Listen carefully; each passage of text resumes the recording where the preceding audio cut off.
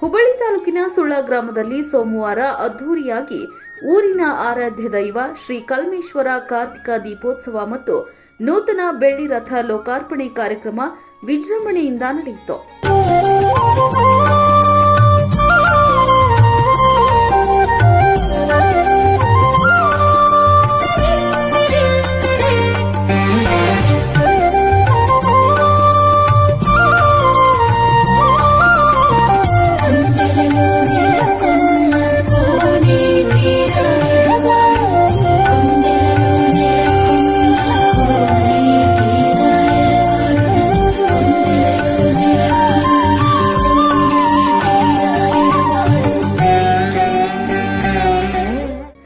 ಸಿದ್ದರಾಮ ಶಿವಯೋಗಿ ಶಿವಾಚಾರ್ಯ ಮಹಾಸ್ವಾಮಿಗಳ ಸಾನ್ನಿಧ್ಯದಲ್ಲಿ ಪ್ರತಿ ವರ್ಷದಂತೆ ಈ ವರ್ಷವೂ ದೀಪಾವಳಿ ಅಮಾವಾಸ್ಯೆಯಂದು ಅವರಾತ್ರಿ ಅಮಾವಾಸ್ಯೆಯವರೆಗೆ ಅಂದರೆ ನಿರಂತರವಾಗಿ 3 ತಿಂಗಳುಗಳ ಕಾಲ ದೇವಸ್ಥಾನದಲ್ಲಿ ಕಾರ್ತಿಕ ದೀಪೋತ್ಸವ ನಡೆದುಕೊಂಡು ಬಂದಿದೆ.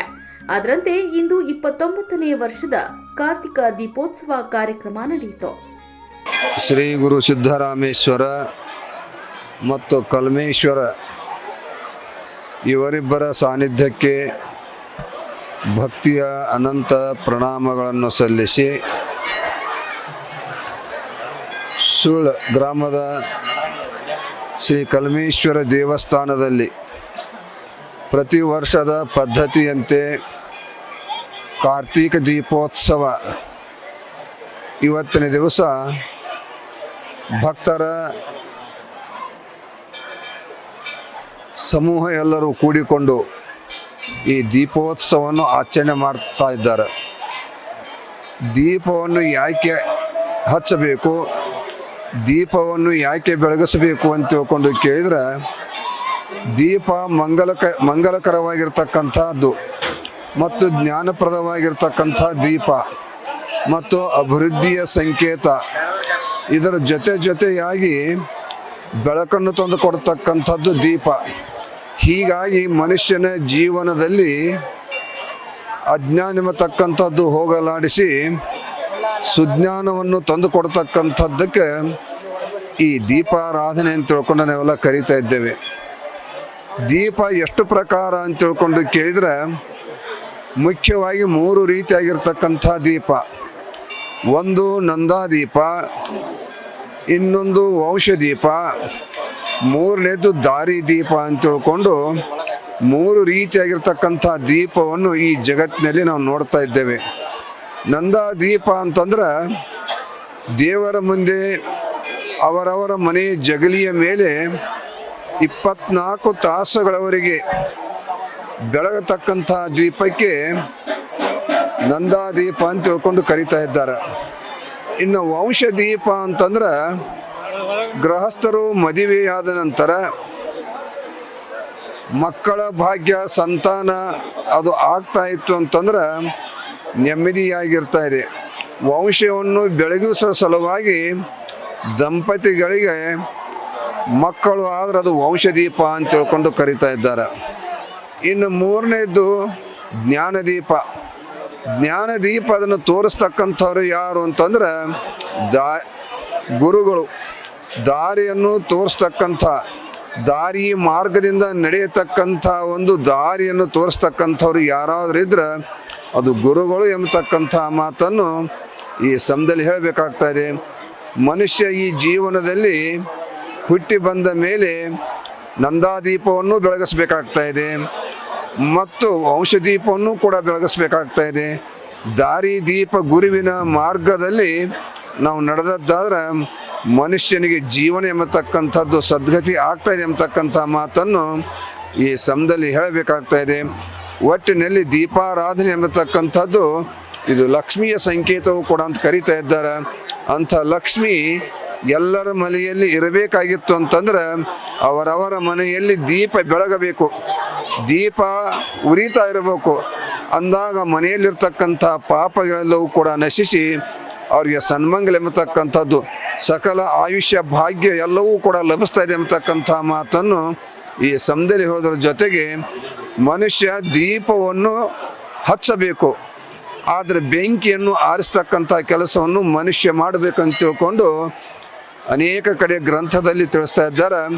ಆ ರೀತಿಯಾಗಿ ಈ ಸುಳ್ಳು ಗ್ರಾಮದ ಕಲ್ಮೇಶ್ವರ ದೇವಸ್ಥಾನದಲ್ಲಿ ಭಕ್ತ ಸಮೂಹವು ಕೂಡಿಕೊಂಡು ಈ ದೀಪಾರಾಧನೆಯನ್ನು ದೀಪೋತ್ಸವ ತಕ್ಕಂಥದ್ದನ್ನು ಪ್ರತಿ ವರ್ಷದ ಪದ್ಧತಿಯಂತೆ ಈ ವರ್ಷವೂ ಕೂಡ ಈ ದೀಪೋತ್ಸವ ತಕ್ಕಂಥ ಕಾರ್ಯಕ್ರಮವನ್ನು ಹಮ್ಮಿಕೊಂಡಿದ್ದಾರೆ.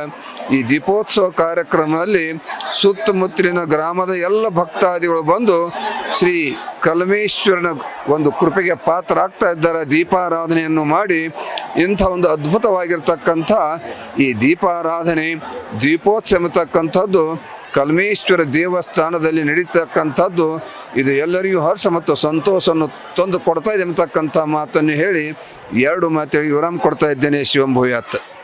ಬೆಳಗ್ಗೆ ಶ್ರೀ ಕಲ್ಮೇಶ್ವರ ದೇವರ ಕರ್ತೃಪೀಠಕ್ಕೆ ಮಹಾ ಕ್ಷೀರಾಭಿಷೇಕ ಹಾಗೂ ಮಹಾಪೂಜೆ ನೆರವೇರಿಸಲಾಯಿತು. ಸಂಜೆ ಶ್ರೀಗಳ ಅಮೃತ ಹಸ್ತದಿಂದ ಕಾರ್ತಿಕ ದೀಪ ಬೆಳಗಿಸುವ ಮೂಲಕ ಚಾಲನೆ ನೀಡಲಾಯಿತು. ಬಳಿಕ ಗ್ರಾಮದಲ್ಲಿ ಪಲ್ಲಕ್ಕಿ ಉತ್ಸವ ನಡೆಯಿತು. ಇನ್ನು ಇಂದು ಕಾರ್ತಿಕ ದೀಪೋತ್ಸವದ ಜೊತೆಗೆ ಶ್ರೀ ಕಲ್ಮೇಶ್ವರ ದೇವಸ್ಥಾನದ ನೂತನ ಬೆಳ್ಳಿ ರಥವನ್ನ ಲೋಕಾರ್ಪಣೆ ಕೂಡ ಮಾಡಲಾಯಿತು.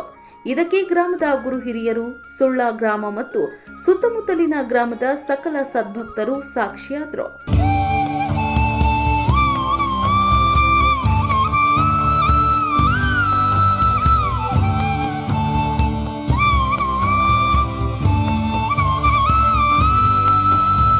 ಕಲ್ಮೇಶ್ವರ ಕಾರ್ತಿಕ ಮುಕ್ತಾಯ ಸಮಾರಂಭದ ಅಂಗವಾಗಿ 2024-25ನೇ 3/2/2025ರಂದು ಕಲ್ಮೇಶ್ವರ ನೂತನ ಬೆಳ್ಳಿ ರಥವನ್ನು ಲೋಕಾರ್ಪಣೆ ಮಾಡಲಾಯಿತು. ಇದು 29ನೇ ವರ್ಷದ ದೀಪೋತ್ಸವ. ಈ ದೀಪೋತ್ಸವದ ಅಂಗವಾಗಿ ಸುಳ್ಳ ಗ್ರಾಮದ ಸುತ್ತಮುತ್ತಲ ಸಕಲ ಸದ್ಭಕ್ತರು ಅಗ್ದಿ ವೈಭವದಿಂದ ಈ ಕಾರ್ಯಕ್ರಮವನ್ನು ನೆರವೇರಿಸಿದ್ದಾರೆ. ಹಾಗೂ ಮುಂಜಾನೆ ಕಲ್ಮೇಶ್ವರ ಮಹಾಪೂಜೆ ನೆರವೇರುತ್ತದೆ.